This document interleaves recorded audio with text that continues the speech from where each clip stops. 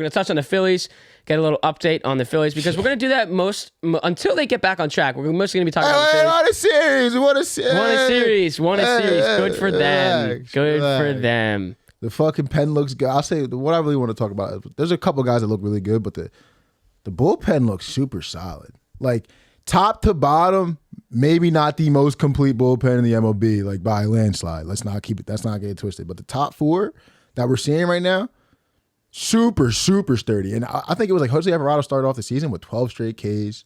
Soto's been good in spots. Kimbrel, but he's good in spots. Yep. And I like how they're using the lineup. Like Thompson was talking about it, how they Craig Kimbrel was like, hey, just let me know like who I'm facing today, because the way they're doing it is like Sir Anthony might face the top of the lineup, Kimbrel might face the middle of the lineup, and then they'll just use Alvarado wherever. So like some days like Sir Anthony doesn't know if he's going like the 7th. It might be Brogdon in the 6th. Kimbrel might go in the 8th one night, 6th one night. So they're just like, let me know who I'm facing, which is cool. I like that a lot, because when you think like playoffs, which we're not fucking 500 yet, so let's take our time. But when you think playoffs and you think matchups, well, you have a bunch of different, you have 4 or 5 relievers in your pen that can go 6th inning, 7th inning, 8th inning. Doesn't really matter. That's huge for fucking matchups and how nitty gritty it gets. And I think that was a little bit of a hindrance to us last year, because it was pretty much like, Jose, we need, can Jose go? Jose can't pitch. Fuck. Like, all right, we're screwed. Well, we can talk about the bats as well. Just a little highlight on Bryce Himstott. Yes. Bryce Himstott. I saw Phillies tweet that, or NBC Sports. For sure. Love him in the leadoff spot. I had to give that. Love him. And then here we go for all you Philly fans. Finally, Trey Turner gets his first Philadelphia Phillies home run. And now everybody gets to take a breath, including himself, because we saw what he did. Everybody knows what he did in the World Baseball Classic. Now Trey got the first one out of the system. It's just like when Judge had the 62 home run. It's like, all right, now we're good. You got it done. Trey, see, pressure's we over. We know good. Trey. Like, I know Trey's gonna be cool. There's 2 guys specifically that I'm thinking of right now that I've been loving, and the first one is Edmundo Sosa. I love that, man. He's a fucking animal, bro. What were the Cardinals doing, Bro, the plays he makes at third base, his arm's insane, first of all. Like, there's been a couple plays where he has a backup, like backhand at third base, and you think like he has to get rid of that shit, just lob it over, hopefully get a skip, get him out. He holds it right over. Like, I would love to know the velo on the But let's highlight. But he can also hit the ball plenty of time. Bro, every single time he's in the lineup, I feel like he gets a fucking hit or an RBI, moves a runner, something. Just overall great baseball player. I love Edmundo Sosa. And then second name that I've been loving a lot, Josh Harrison. Huge guy that can come in any spot, veteran guy from the area. He was talking about, I think it was during the White Sox series, he was like, he had his whole family at the games. Like, I was huge to be able to sleep in my own bed, wake up to my wife and kids and go play a baseball game. He feels perfectly fine being in that role, coming in every now and again. Like, those 2 guys specifically, Edmundo and Josh Harris, I think when it comes down the stretch, if we can get to 500 and win some baseball games and yada yada, those guys will be huge along with the bullpen versatility. Let's highlight, though, with Reese going down, you have to move Bohm over for some games. Yep. So then Sosa does get those reps in at third. And it is an upgrade at third base and defense. And what I'm saying and defense. And defense for sure. But what I'm mainly going off the point of is we wouldn't have seen Sosa in that role as much. We still would have seen it, but now he's getting those more reps and having to take on a bigger role 100%. within the team, defensively especially, but also obviously, in the batter's box as 100%. Well. Other highlights within the MLB. What's up with the Yanks? How y'all have a series with the Angels? Yeah, series with the Angels with Shohei Ohtani. I need to say this. My man Nasty Nash is going tonight. I'm eager to bet. Me too. And so and this is why you'll want to bet it as well. Narrative, because you know me and the narratives. The Yankees are the only team in the MLB that have not lost a series yet. They lost the game 1 in this series, and because they split with the Twins, but they didn't lose it. Twins look good. Twins do look very good. With the Angels, they lost the first game 5-2. They won last night on Gleyber Torres' walk-off sac fly, 3-2, and then today at 4:05 is the deciding game. Nasty Nash. So I have to take the Yankees so they can keep that streak alive. Now, seeing how Anthony Volpe has developed, and I love this stat here. His first 8 games, he was batting 160. He had 4 hits and 3 stolen bases. And his last 8 games, batting 304 with 7 hits, his first career MLB home run, and 5 stolen bases. And this tweet from the New York Evil Empire saying, "Growing up right before our eyes, the 21-year-old shortstop." Now, who's the guy on the Yankees radio? Who does the calls?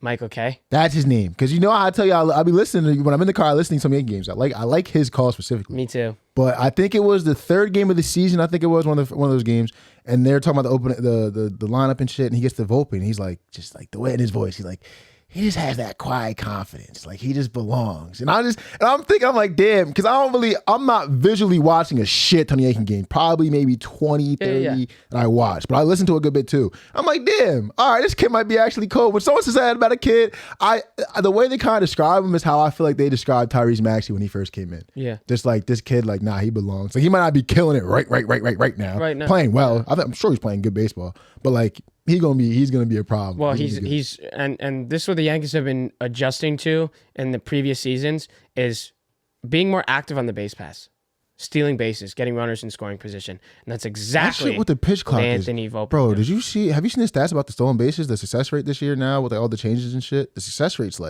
it's like I think they said it was like comparable to some of the best base stealers of all time. Their percentages is what the base stealing percentage now is comparable to, which is crazy. Which I mean, I don't know. I'm cool with it, but shit. And I'm liking the play out of Volpe. And you look at a guy for who they traded for last year to get Isaiah Kiner-Falefa.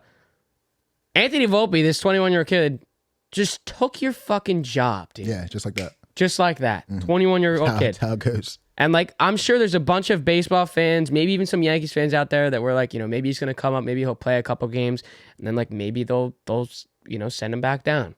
Maybe.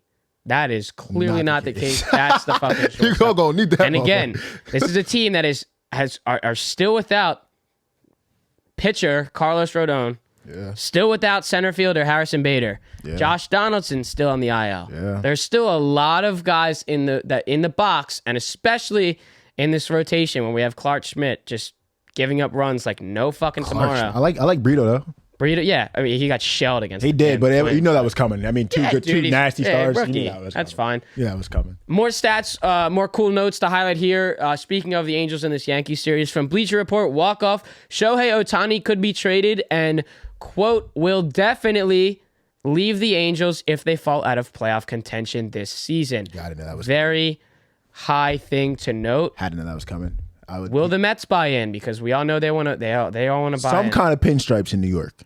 I think he should be in. Me personally, and everyone not my division specifically. To that point, everyone would say he's staying in LA and he's going to the Dodgers. That'd be fire too. He needs to be how I talked about. Remember we were talking about how Mookie Betts going to a random Duncan. Yeah. I don't know where I told you that thoughts came from, but I was thinking about Shohei, and it was the World Baseball Classic, and I was like, I mean, obviously Shohei's gigantic in Japan. Like Shohei is LeBron in Japan. Cool.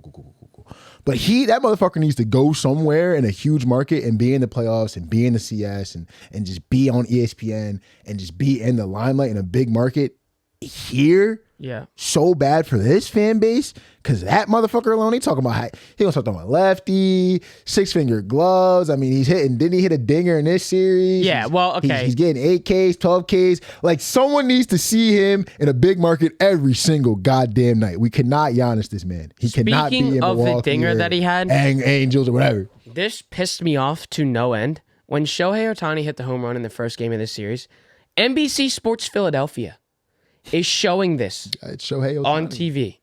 But then the next night, Aaron Judge robs Shohei Ohtani in center field. No, don't give me that shit. Don't give me that shit. And then it's a 2-run homer in his next at bat. Don't give me that shit. So I'm like, don't give me that shit. Show fucking Judge. When Aaron Judge was chasing that y'all record, did to Shohei Ohtani when he hit the home run. That's some bullshit. When Judge was chasing that record last year, every single game, bro. This is a regular season home run. Every single game. Like, the Phillies are literally in a heated wild card race. In every game, I'm going to a split screen of an Aaron Judge at bat. Do y'all hate? I don't give a fuck. Do y'all hate the Yankees that much that we have to show a home run? I can check. That's bullshit. Twitter's gonna give me a clip.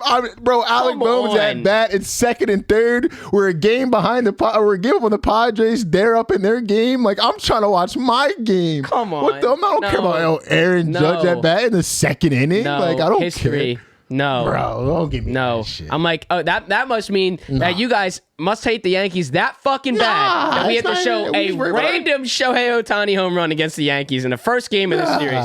Come on, dude. We're in fucking April. We had enough of the Yankees. We're in April, for Christ's sake. Judge. Now we get to, well, before we move on, one last headline from ESPN. The Oakland Athletics have signed a binding agreement to purchase land near the Las Vegas Strip. They intend to construct a $1.5 billion, 35,000 seat Major League ballpark. Team president announced Wednesday night. Now, this is also very, very, very intriguing, a little condescending as well, because just days ago, Oakland Athletic fans saying we are going to reverse boycott June 13th home game, and we're going to pack the stadium and make it a sellout. Why? Because they want to show the front office that this is not the fans' fault.